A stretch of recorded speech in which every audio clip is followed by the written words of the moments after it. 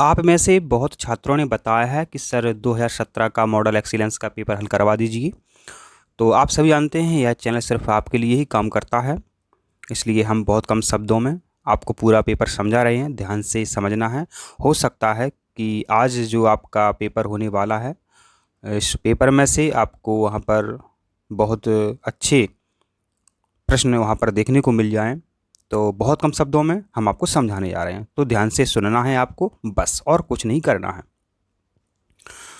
तो देखो, इस चैट में सबसे पहले आपसे हिंदी पूछी है। तो यहाँ पर देखो, आपके सामने पहला प्रश्न है शुद्ध वाक्य में से।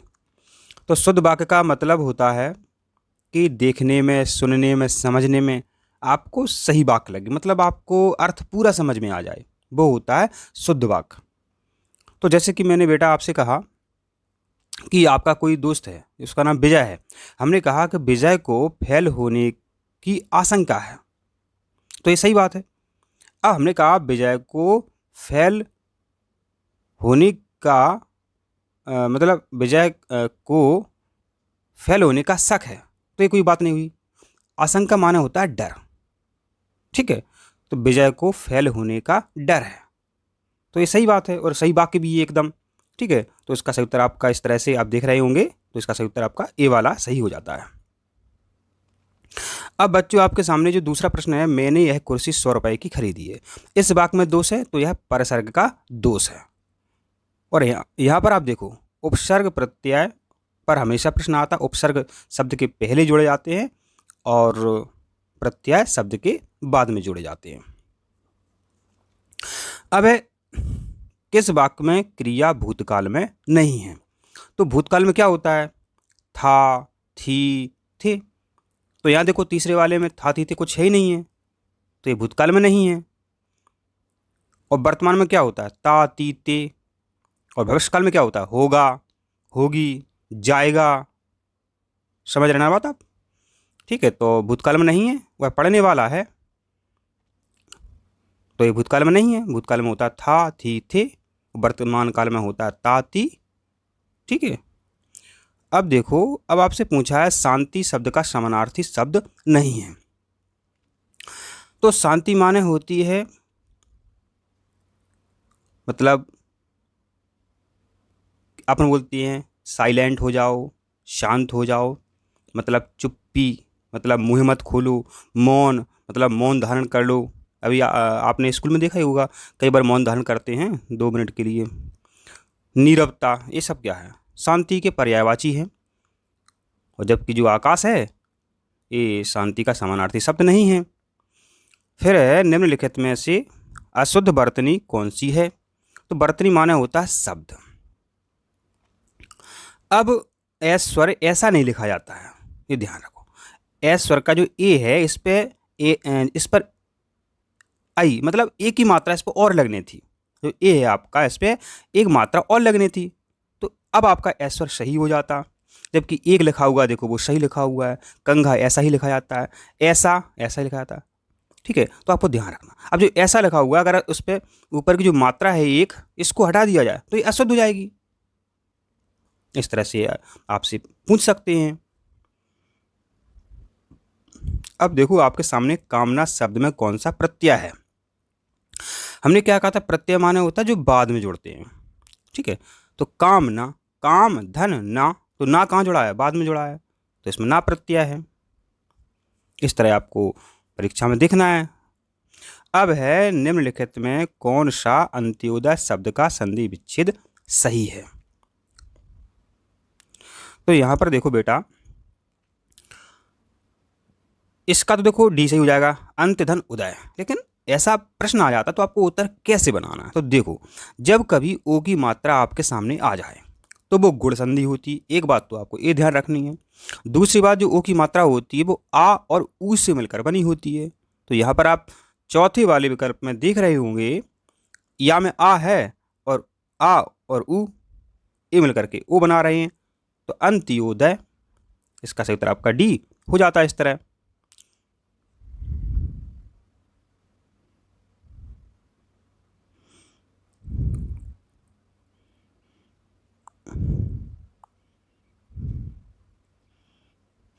अब है सिर से लेकर पैर तक के लिए एक शब्द क्या होगा। तो इस तरह के शब्द पूछे जाते हैं कि एक वाक्य रहता है और उसका सिर्फ एक शब्द बनाना होता है आपको। तो सिर से लेकर पैर तक, अब समझना बात, जो पैर होते हैं उसे क्या कहते हैं, वो सिर होता है क्या कहते हैं। तो सिर को मस्तक कहते हैं और पैर को क्या कहते हैं, पाद कहते हैं। तो क्या होगा, आपाद मस्तक, आपाद मस्तक। अब है रिक्त स्थानों की पूर्ति कीजिए। तो ताजमहल स्थापत्य कला का एक सुंदर नमूना है। इस ताजमहल स्थापत्य कला का एक अद्भुत नमूना है। इस तरह से वाक्य बन जाता है।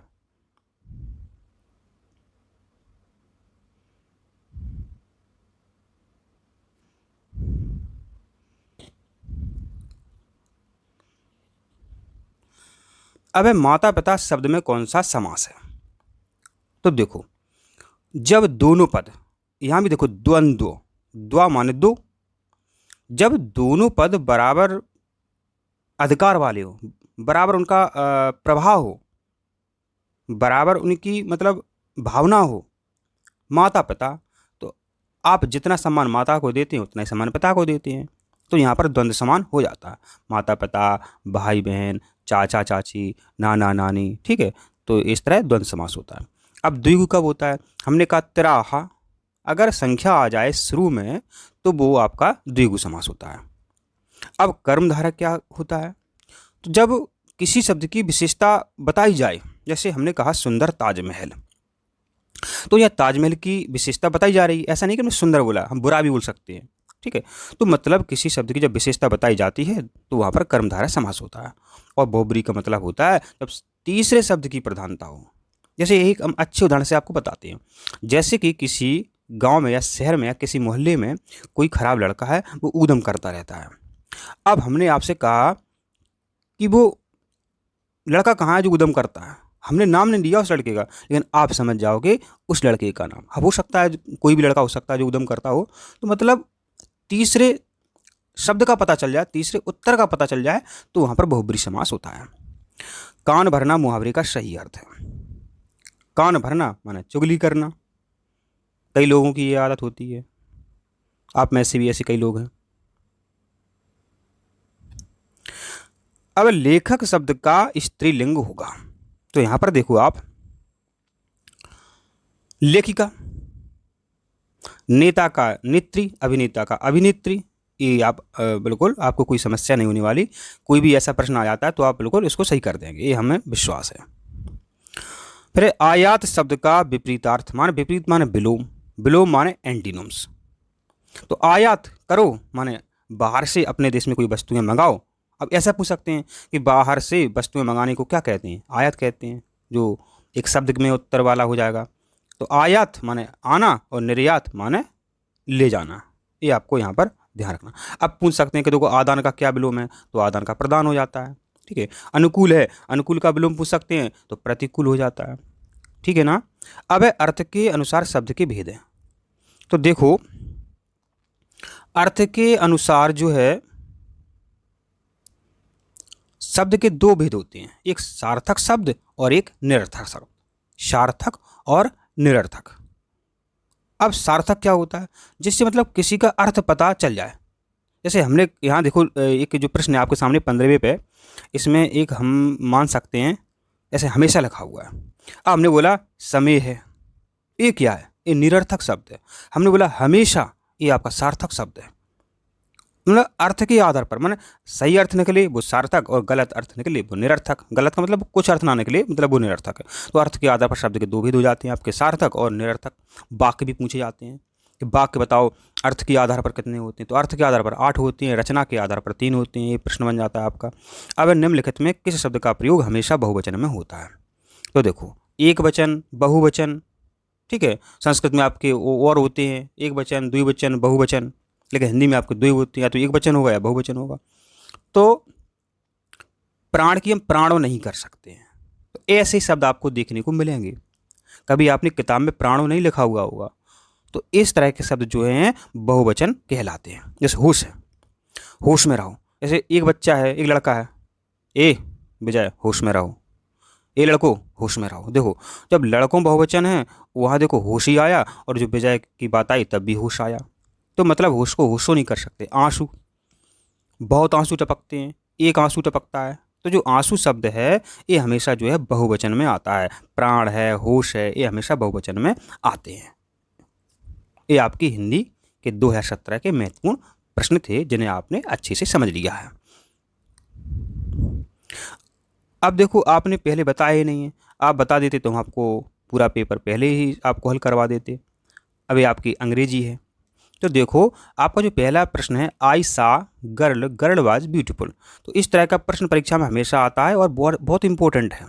तो देखो आई सा ए गर्ल, तो देखो यहाँ पर ए इसलिए आया क्योंकि आप देखते हैं जो स्वर होते हैं उनके पहले एन लगता है, ठीक है। जो विशेष बात होती है वहाँ पर दा लगता है। तो आई सा ए गर्ल, हमने एक लड़की देखी। द गर्ल वाज ब्यूटीफुल, मतलब वो लड़की जो है बहुत सुंदर है। जब विशेष बात होती है वहाँ पर दा लगा देते हैं, ठीक है। अब आप बात करते हैं आपकी, my brother is called Arjun. तो यहाँ पर एल्डर आता है, आप सभी जानते हैं, माने बड़ा भाई।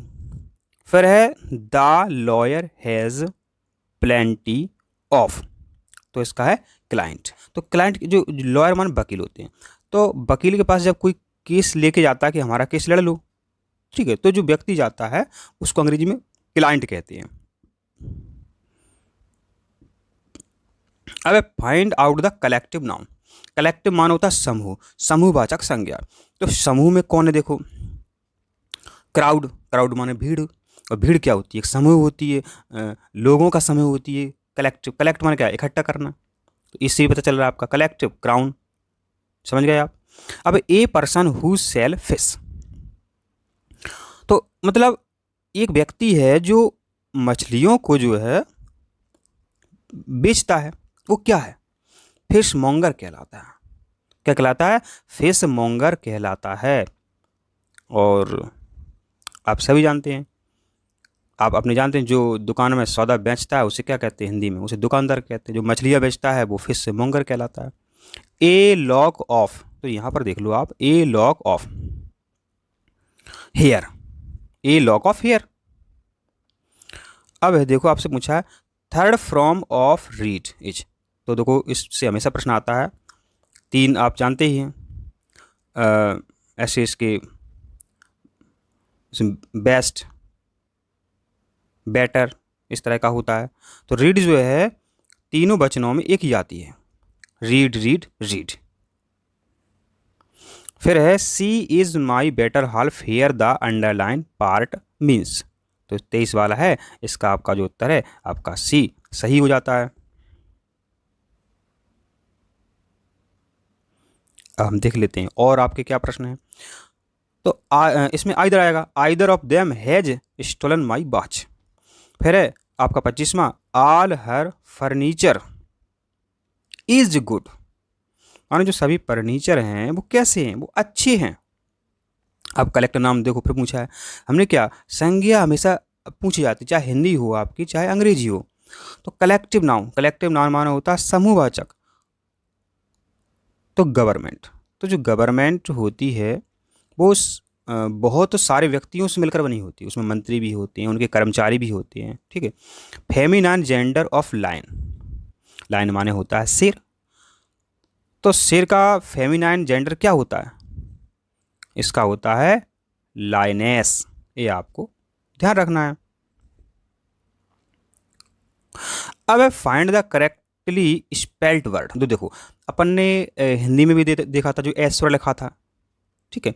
तो यहाँ पर भी देखो जो आपके सामने जो विकल्प हैं इसमें एक सही लिखा हुआ है, फिजिक्स है। फिजिक्स की सही स्पेलिंग क्या है, PHYSICS फिजिक्स।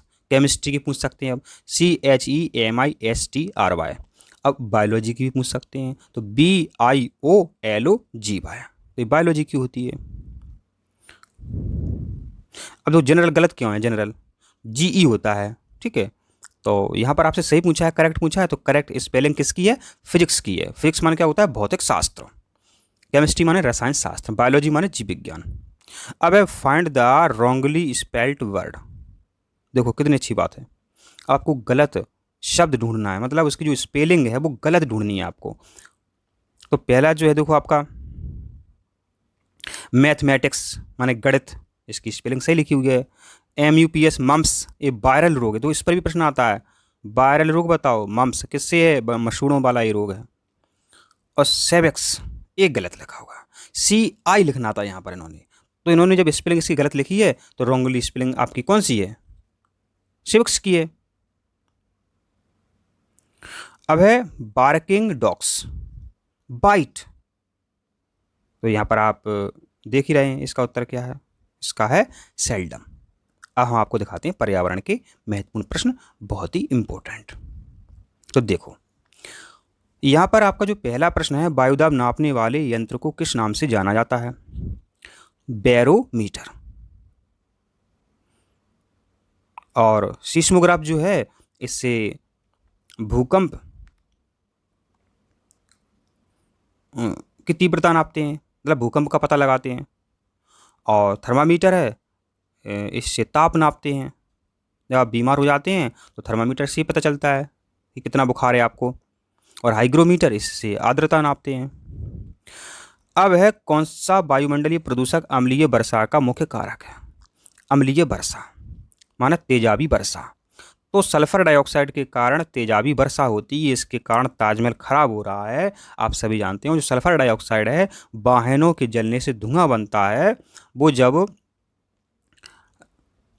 ऊपर पहुंच जाता है, तो जब बरसात होती है तो बरसात में SO2 मिल जाती है और H2SO4 बन जाता है। और आप सभी जानते हैं H2SO4 जो है रसायनों का राजा है और ये तेजाब है। तो अम्लीय वर्षा का मुख्य कारक क्या है? सल्फर डाइऑक्साइड है। नाइट्रोजन पर बहुत प्रश्न आता है। यह वायुमंडल में 78% होती है। और नाइट्रोजन एक अक्रिय गैस है, इससे खाद भी बनाई जाती है। अब जो आपका अगला प्रश्न है, कौन सी बीमारी दूषित जल के पीने से होती है? तो टाइफाइड जो बीमारी है वो दूषित जल पीने से होती है। इसी तरह हैजा भी जो है वो टाइफाइड जो है दूषित जल पीने से फैलती है बीमारी।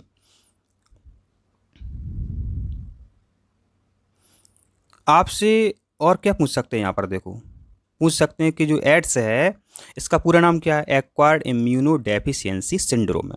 और ये किससे होता है? बैक्टीरिया से कि वायरस से? तो ये वायरस से होता है। एनीमिया क्या है? अपने शरीर में हीमोग्लोबिन मतलब लोहा की कमी एनीमिया कहलाती है। तो एनीमिया किससे होती है? लोहे की कमी से होती है। टिटनेस क्या है? तो टिटनेस जो है ये क्या है, जब अगर आपको कभी मतलब आप गिर पड़ते हैं, चोट लग जाती है, तो मतलब कोई जंग लगी कील जो है आपके लग जाती है, किसी के लग जाती है, आपके नहीं लगे मतलब, तो वो उससे टिटनेस हो जाती है।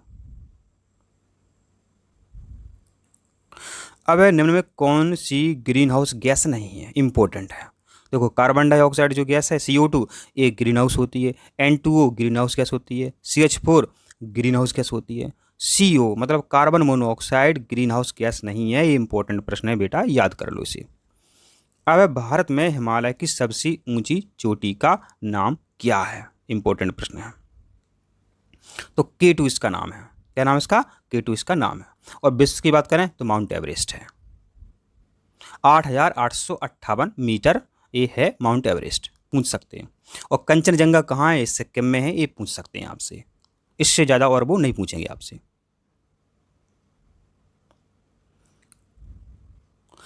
अब है वायुमंडल की सबसे निचली परत का नाम क्या है? मतलब जो पहली परत है उसका नाम क्या है? क्षोभ मंडल है। इंपॉर्टेंट प्रश्न आता है। अब है असम का प्रसिद्ध एक सींग वाले गेंडा वाला वन्यजीव अभयारण्य कौन सा है? तो कांजीरंगा। तो कांजीरंगा जो है राष्ट्रीय उद्यान है कांजीरंगा, ये अपना कहाँ है? असम में है। ये भी पूछ लेते हैं, असम का वो नृत्य क्या है? तो बिहू। बिहू असम का लोक नृत्य है। और देखो यहाँ को पूछ सकते हैं आपसे, आपसे पूछ सकते हैं मानस कहाँ है? तो मानस असम में है। और गिर जंगल कहाँ है? तो गिर जंगल गुजरात में है। और आपसे पूछ सकते हैं कान्हा किसली राष्ट्रीय उद्यान कहाँ है? तो ये मध्य प्रदेश में है। और किस जिले में है? तो ये मंडला में है। ये पूछ सकते हैं आपसे। अब है दक्षिणी गोलार्ध का सबसे लंबा दिन किस दिन होता है? तो इसका सही उत्तर है 22 दिसंबर। फिर है बिहू भारत के किस राज्य का लोक नृत्य, अभी बात कर रहे थे अपन। हाँ, तो ये असम का लोक नृत्य है। और देखो यहाँ पूछ सकते हैं, केरल का पूछ सकते हैं, कथकली केरल का लोक नृत्य है। और जो नौटंकी होती है वो उत्तर प्रदेश में होती है, ये पूछ सकते हैं आपसे इसमें। यहाँ पर उत्तर प्रदेश में आम बहुत होते हैं। और घूमर जो लोक नृत्य है वो कहाँ का है, वो गुजरात का है, ये भी पूछ सकते हैं। अब किसी नदी के प्रदूषण स्तर की माप की जाती है, मतलब किसी नदी का पानी अच्छा है कैसा है इसका पता अपन किससे लगाते हैं? BOD से लगाते हैं। मतलब बी का मतलब बायोलॉजिकल ऑक्सीजन डिमांड। अब भारत में प्रोजेक्ट टाइगर की शुरुआत हुई थी, तो ये हुई थी आपकी 1973 में।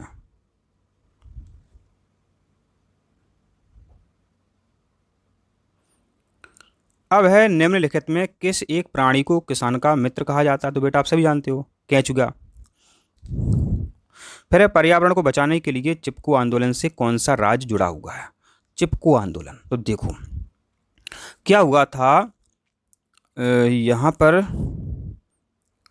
क्रिकेट की बैट बनाने के लिए यहाँ पर पेड़ काटने के लिए किसी कंपनी को ठेका दे दिया गया था उत्तराखंड में। तो जंगल को बचाने के लिए वहाँ की महिलाओं ने, उनके बच्चों ने पेड़ से जाकर के वो चिपक गए थे। अब चिपक गए थे तो वहाँ कंपनी वाले पहुँचे तो उन्होंने पेड़ को नहीं काट पाए वो, तो इसलिए इसका नाम पड़ा चिपको आंदोलन। और ये कहाँ हुआ था? ये उत्तराखंड में हुआ था, ठीक है। और ये पूछा जाए ये किसने चलाया था, तो सुंदरलाल बहुगुणा ने चलाया था।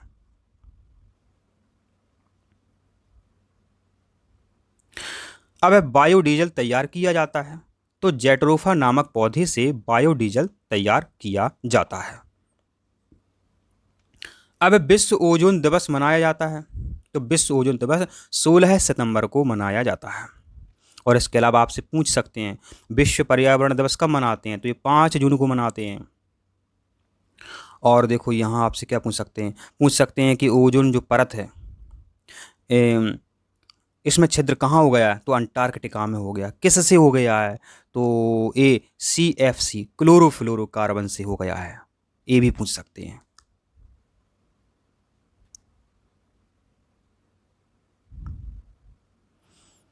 ये सामान्य ज्ञान के प्रश्न हैं, इन्हें भी अपन देख लेते हैं। पानीपत का तीसरा युद्ध कब हुआ था? पानीपत पता है आपको कहाँ है? ये हरियाणा में। तो पानीपत का जो तीसरा युद्ध है ये हुआ था आपका 1761 में।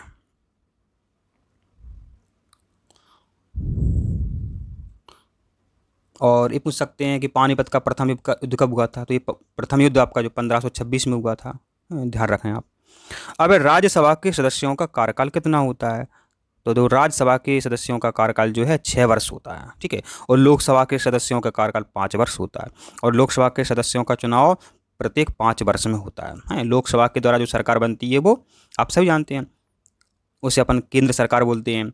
और यहाँ पर और क्या पूछ सकते हैं, आपसे पूछ सकते हैं कि अपने मध्य प्रदेश में लोकसभा की कितनी सीटें हैं?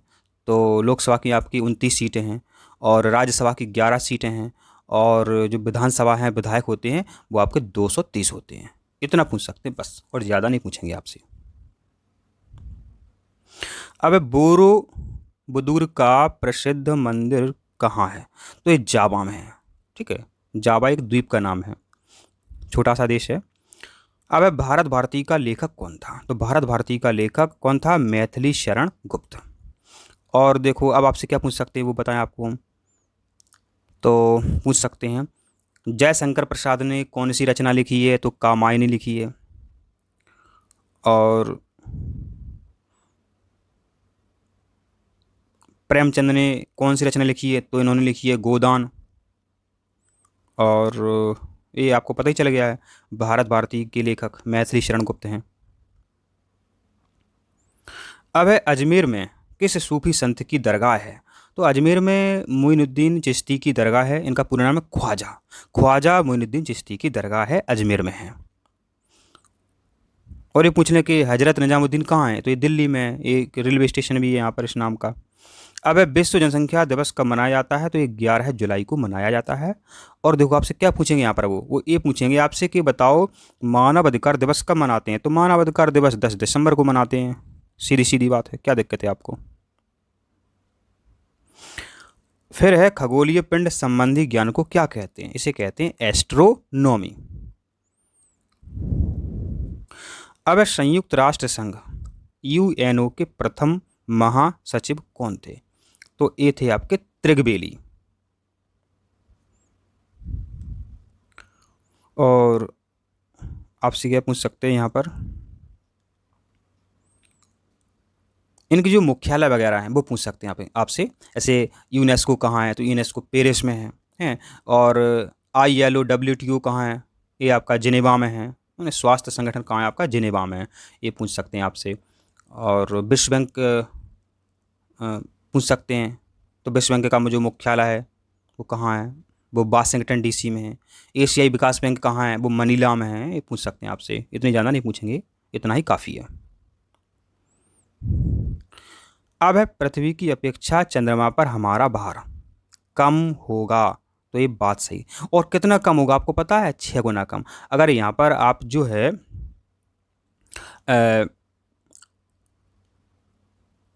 60 किलो के हैं, अगर आप चंद्रमा पर जाते हैं तो आपका वजन हो जाएगा 6 किलो।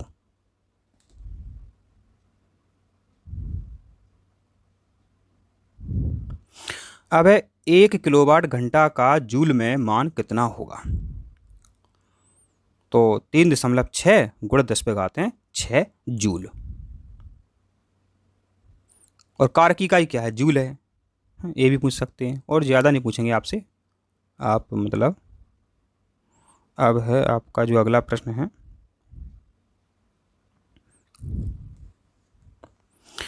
एक मनुष्य 10 किलोमीटर की दूरी पर स्थित दो खम्भों को पृथक पृथक देखता है। माना वो खम्भे कितनी दूरी पर? 10 किलोमीटर की दूरी पर है। तो खम्भों के मध्य की न्यूनतम दूरी होगी। ये आपसे पूछा गया है, बहुत सरल प्रश्न है, 4 मीटर। ये आप घर पर प्रयोग कर सकते हैं। अब आपसे पूछा है न्यूटन की गति का तृतीय नियम निम्न के संरक्षण का नियम है। तो संवेग संरक्षण का नियम है। और देखो पूछ सकते हैं आपसे, न्यूटन ने गति के 3 नियम दिए थे, पहला, दूसरा, तीसरा। पहला जो नियम है वो जड़त्व से संबंधित है।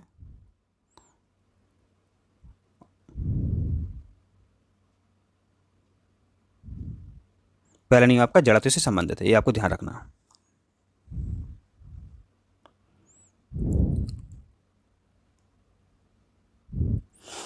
फिर है कृत्रिम रेशम निम्न में से किससे तैयार किया जाता है? जो कृत्रिम रेशम होता है, मतलब वैज्ञानिक बनाते हैं, वो किससे तैयार किया जाता है? तो कृत्रिम रेशम जो है सेल्यूलोज से तैयार किया जाता है। सेल्यूलोज पेड़ पौधों में मिलता है। पेड़ पौधों की कोशिकावृत्ति होती है, सेल्यूलोज से बनती है। और कोशिकावृत्ति किस में होती है? तो पेड़ पौधों में होती है, अपन में नहीं होती है। और क्या पूछ सकते हैं, कोशिका सिद्धांत किसने दिया? तो स्लीडन और सॉन ने दिया।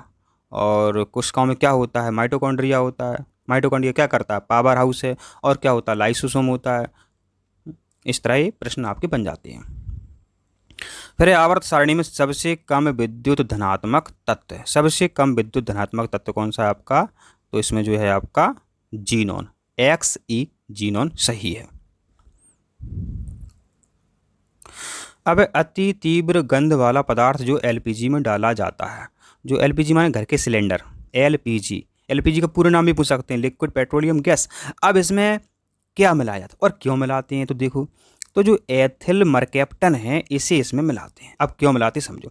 अगर इसमें जो गंध आती है, बहुत बुरी गंध आती है जब कोई सिलेंडर खोल देता है, अगर इसमें ये गैस नहीं मिली होती तो आपको पता ही नहीं चलता कि गैस खुली है।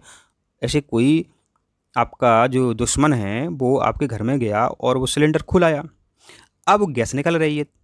अगर इस गैस ना मिली तो आपको बिल्कुल भी पता नहीं चलेगा कि कमरे में गैस है।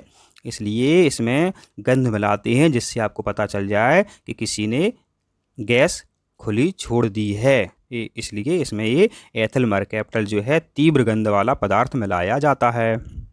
और देखो एथेनॉल क्या है? एथेनॉल जो होती है शराब होती है। अब वह धातु जो कमरे के ताप पर द्रव अवस्था में पाई जाती है, मतलब ऐसी धातु जो द्रव अवस्था में होती है, तो वो है आपकी मरकरी Hg। ध्यान रखो। और पूछ ले बे अधातु बताओ, तो अधातु बता दियो। अधातु होती है आपकी ब्रोमीन और धातु होती है आपकी Hg। लेकिन यहाँ पर Ga भी दिया है, गैलियम भी दिया है, तो इस तरह आपका जो सी उत्तर सही हो जाता है, ए और बी दोनों। अब है परमाणु क्रमांक बराबर होता है। परमाणु क्रमांक का मतलब होता है परमाणु संख्या। तो परमाणु संख्या या परमाणु क्रमांक एक ही बात है।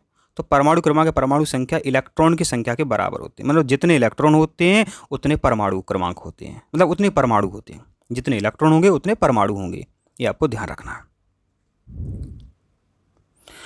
अब है दूध निम्नलिखित का उदाहरण है।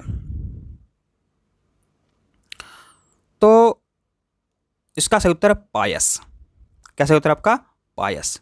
और जो आप मंजन करते हैं, पेस्ट करते हैं, वो जेल का उदाहरण है। वो किसका उदाहरण है? वो जेल का उदाहरण है। अब देखो यहां पर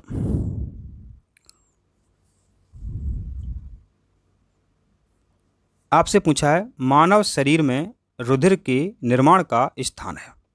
मानव जो शरीर होता है उसमें रुधिर कहाँ बनता है? तो मानव शरीर में रुधिर का निर्माण अस्थि मज्जा में होता है। अस्थि मज्जा कहाँ होती है? अस्थि माने होती है हड्डी।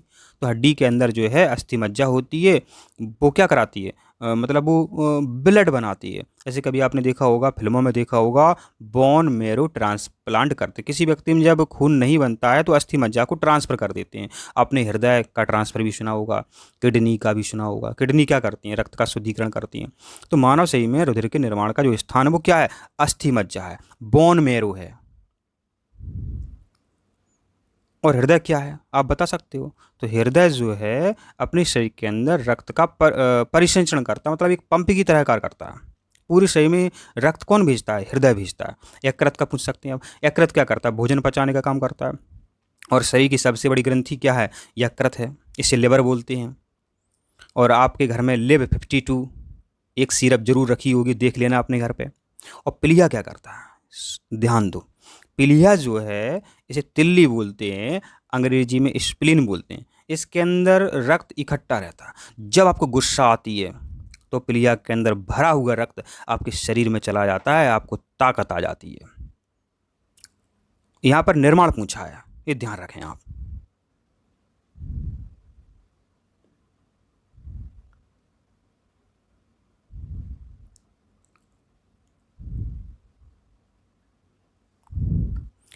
अब मानव नेत्र में किसी वस्तु का प्रतिबिंब बनता है,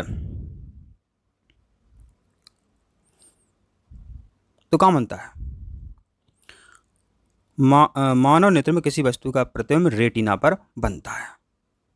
और कैसा बनता है? वास्तविक बनता है और उल्टा बनता है। और लेकिन मस्तिष्क के द्वारा इसे सीधा कर दिया जाता है, ये आपको ध्यान रखना है। आपसे पूछा है किस विटामिन की कमी के कारण स्कर्वी रोग हो जाता है?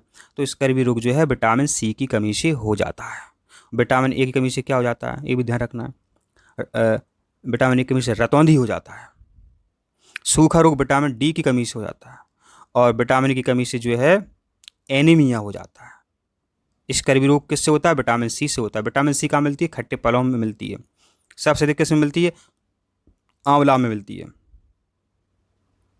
और इसका नाम पूछ लें, वो IUPAC बोलते हैं वैज्ञानिक नाम, एस्कॉर्बिक अम्ल। विटामिन सी का नाम है एस्कॉर्बिक अम्ल। इसकी कमी हो जाए तो रोग हो जाता है स्कर्वी। किस में होता है स्कर्वी? मसूड़ों में होता है। जो बदबू आती है मसूड़ों में, वो विटामिन सी की कमी से आती है। आपने देखा होगा, कोई आपके सामने बोलता है तो बदबू आती है उनकी मुँह से, उनसे बोल देना कि आप विटामिन सी खाया करो। अब है कोशिका का ऊर्जा ग्रह कहलाता है, तो इसका उत्तर है माइटोकॉन्ड्रिया। और जो माइटोकॉन्ड्रिया है ये ऊर्जा को ATP के रूप में इकट्ठा करती है।